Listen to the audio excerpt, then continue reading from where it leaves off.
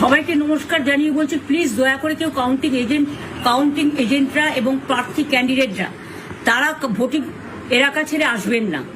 Strong রুমে যেখানে counting হচ্ছে, মানে সেন্টারে, সেখান ছেড়ে কেউ আসবেন না। এটা বিজেপির প্ল্যান।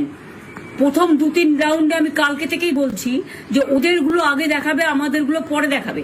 এবং অনেক জায়গায় 2-3 রাউন্ড কাউন্টিং করার পরে প্রায় 100টা জায়গায় কাউন্টিং বন্ধ করে রেখে দিয়েছে। এবং কল্যাণীতে ধরা পড়েছে 7টা মেশিন, যেখানে কোনো মিল নেই।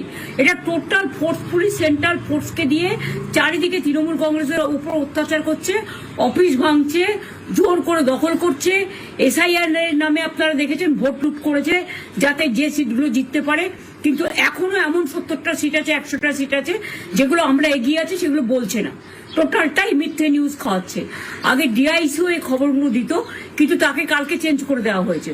টোটালটাই ইলেকশন কমিশন নিজের ইচ্ছে মতো খেলছে, এবং সাথে কেন্দ্রীয় বাহিনীকে নিয়ে। এবং আমাদের পুলিশরা টোটাল মাথা নত করে কেন্দ্রীয় বাহিনীর আন্ডারে কাজ করছে।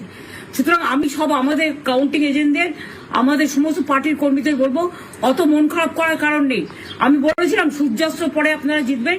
3 রাউন্ড 4 রাউন্ড কাউন্ট হলেও এটা 14 রাউন্ড থেকে 18 রাউন্ড কাউন্ট হয়, তখন আপনারা জিতবেন। Wait and see, watch. আমরা সবাই আপনাদের সাথে আছি, আপনারা কেউ ভয় পাবেন না, নিশ্চিন্তে থাকুন। আমরা বাঘের বাচ্চার মতো লড়াই করে যাবো। বিশ্বজিৎ দা, স্লো কাউন্টিং হচ্ছে, এই স্লো কাউন্টিং এ কিসে ইঙ্গিত? সাবোটাজ হতে পারে আশঙ্কা করছেন উনি, হতে পারে। দেখুন, উনি আজকে প্রথম বলছেন না, এর আগেও বলেছেন, এবং সেই জন্য যারা কাউন্টিং এজেন্ট তাদের নিয়ে মিটিং করেছেন যে কেউ বেরোবেন না। কোথাও একটা নিজস্ব যে ইনফরমেশন আসে সেখানে হয়তো তার কাছে ছিল যে স্লো কাউন্টিং হতে পারে।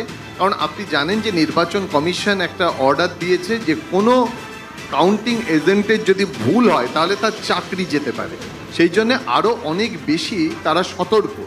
এবং যখন থেকে আগে তো আপনি জানেন যে ব্যালটে যখন ভোট হতো সারা রাত চলে যেত, পরের দিন চলে যেত, এবং এখন কি হয়, অনেক তাড়াতাড়ি আমরা রেজাল্ট পেয়ে অভ্যস্ত হই। এইবারে নির্বাচন কমিশন যেমন কঠোর, কাউন্টিং প্রসেসও সেরকম কঠোর।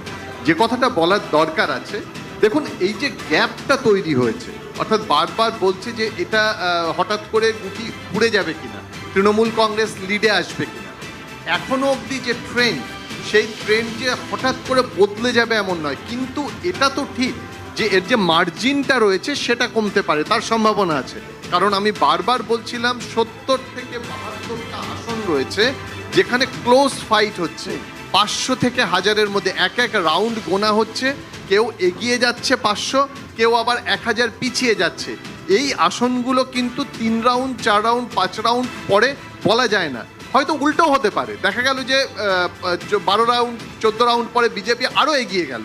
কিন্তু এখন যেভাবে ক্লোজ ফাইট হচ্ছে সেটা বলা সম্ভব নয়। তবে এটা তো ঠিক, আপনিও দেখেছেন কাউন্টিং অনেক স্লো হচ্ছে। শুভেন্দু অধিকারীর বক্তব্য শুনব।